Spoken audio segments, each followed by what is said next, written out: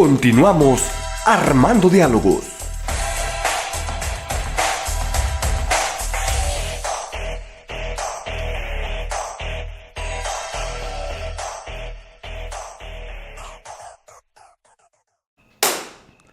Tocayo, pues ya vimos dos segmentos sobre la situación internacional, incluyendo el fútbol, porque finalmente el fútbol, aunque va a estar Canadá, Estados Unidos y México, viniendo del norte al sur,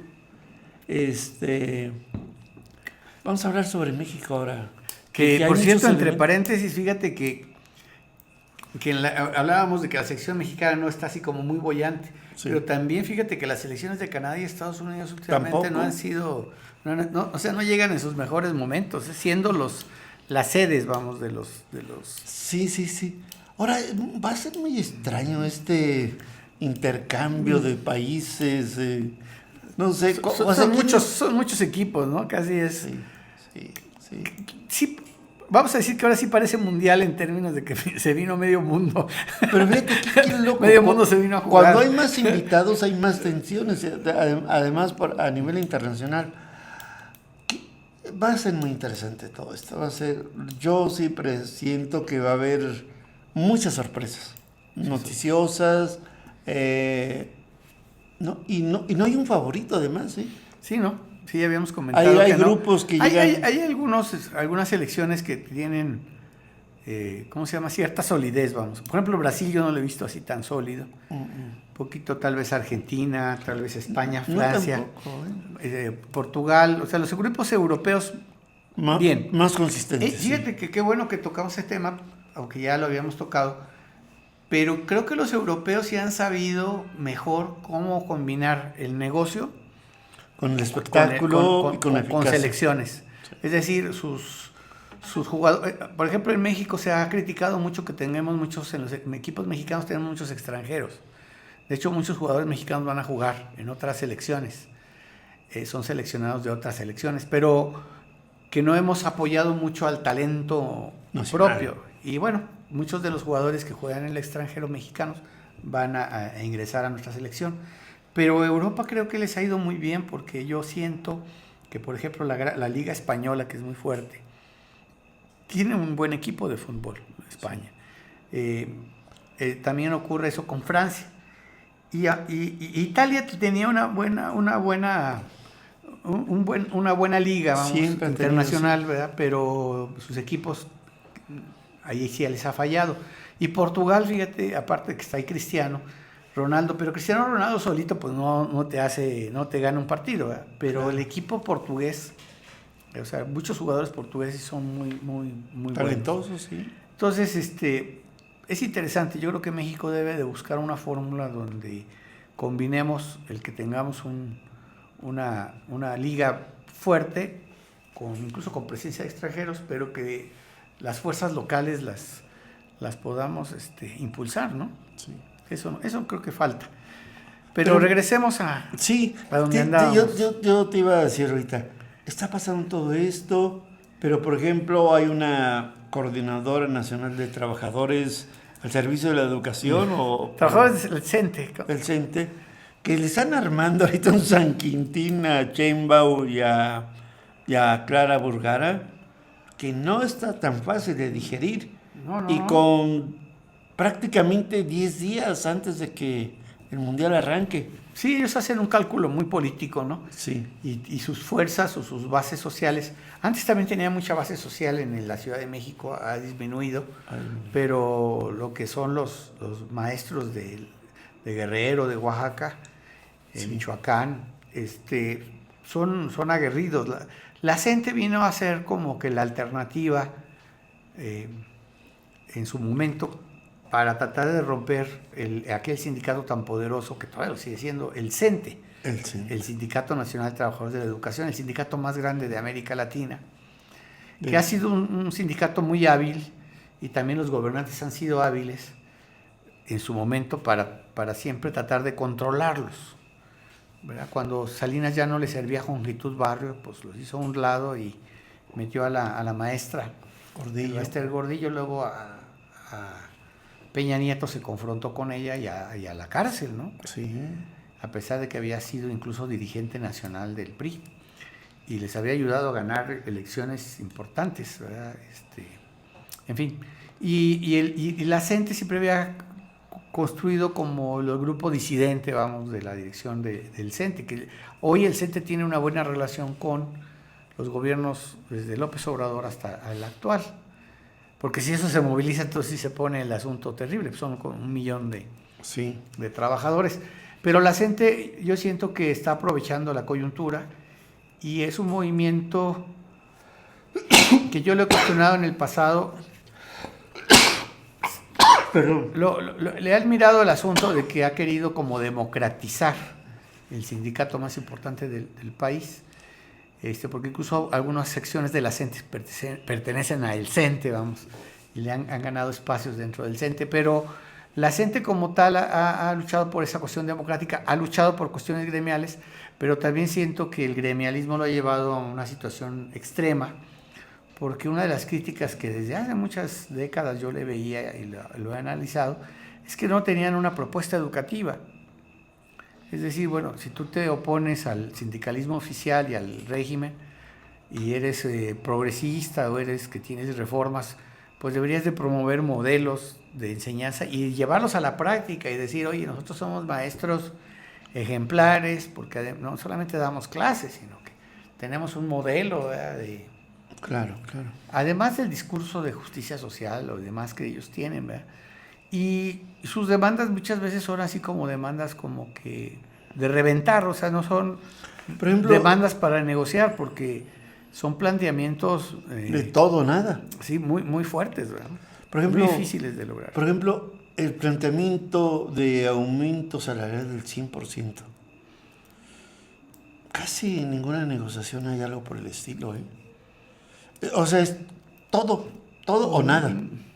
El derogar la ley del ISSSTE, de que efectivamente les iba a los trabajadores del 2007, si no me falla la memoria, pues sí, es una ley lesiva, pero derogarla implicaría que el Estado tuviera los recursos para pensiones en términos más globales, que tal vez sí sea algo importante negociarlo y buscar un sistema gradual de volver a rescatar ciertas conquistas de los trabajadores, porque efectivamente hubo regresión en algunas de las conquistas, pero así de golpe que tú digas, si no me levanto no dejo mis bloqueos y mis intentos de llegar al Zócalo o demás, o no dejo de dar, o sigo en la huelga de no dar clases, sí creo que sus posiciones son muy fuertes, ¿no? muy radicales, como tú. No me gusta decirlo así, pero sí que yo creo que un movimiento social debe también de comprender cuáles son los límites que tiene la otra parte para una negociación. Entonces, eso es por una parte todo esto. Y al mismo tiempo, los conflictos de la idea del intervencionismo estadounidense, para no ser muy... Todo eso también está en juego ahorita a nivel nacional. Y con la negociación del Tratado de Libre Comercio que acaba de empezar formalmente. Que acaba de empezar, pero que se ve que no va a tener un gran futuro. Fíjate que antes los acuerdos del Tratado de Libre Comercio estaban como muy claros, cómo iban a ser los límites, los acercamientos, los acuerdos. Pero parece que Trump llegó a desfigurar todo lo que teníamos de acuerdos previos, digamos. Y todo ese pensar que tampoco se había llegado a un acuerdo muy...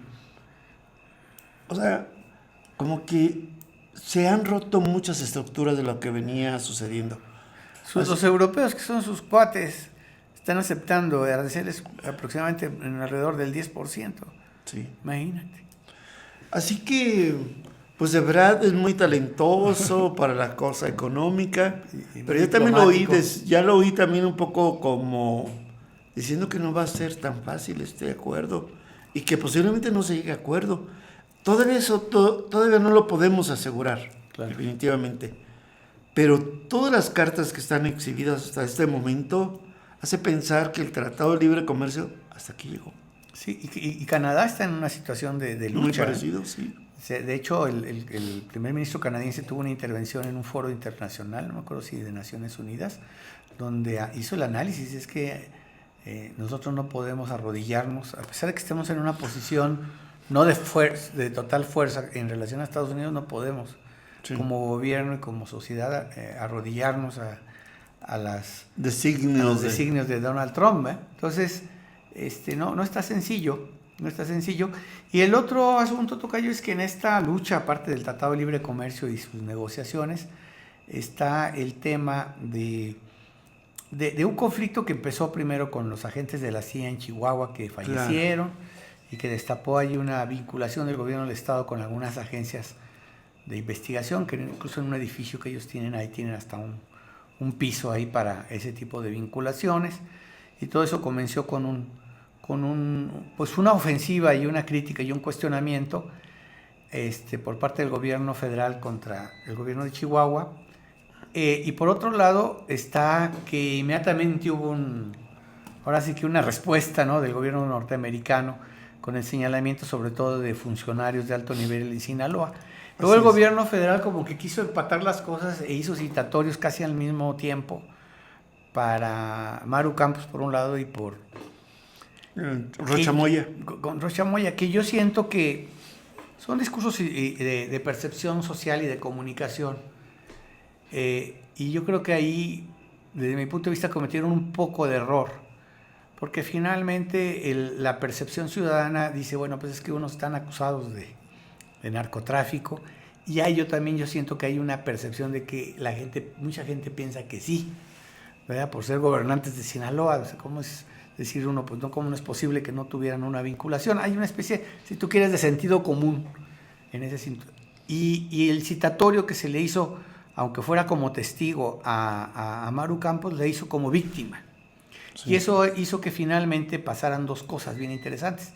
Por un lado, la oposición, sobre todo del PAN, de la Acción Nacional, arropa a Maru como víctima y dice, no, pues es que ¿cómo puede ser posible que el ataque cuando ella atacó a un narcolaboratorio y el gobierno protege a narcotraficantes, a políticos narcotraficantes y un narcoestado? Y logra reunir a toda la dirección del PAN, que los activos del PAN en todo el país se pronuncien a favor de Maru. Y la reunión de hace mucho, creo que no se reunían desde hace más de 20 años, Vicente Fox y Felipe Calderón, ¿verdad? Que la verdad, bueno, Felipe Calderón, en su discurso, nada más el gran problema de él, al criticar al narcoestado actual, pues es que tuvo a su jefe de seguridad. Es un autogol, ¿no? Sí, en la que está, no solamente el señor García Luna, eso luego no lo dicen mucho los medios de comunicación, no solamente digamos que estuvo coludido con el narcotráfico, sino que además desde su posición hizo un montón de negocios a través de concursos mal habidos para hacerse de miles de millones de pesos, aprovechando que era el secretario de Seguridad. O sea que el cuate es súper corrupto, ¿eh? Pues sí. Entonces, bueno, toda una fichita, García Luna, para no regarla. Vamos a poner una pausa, porque ya nos extendimos. Ya nos pasamos. Es muy importante todo lo que estás diciendo, pero... Estamos en tiempo fuera, Toque. Ya nos sacaron una tarjeta roja. Ok, no, nos vamos, pero... Vámonos. Amenazamos con regresar en el último bloque. Sí. Ahorita regresamos.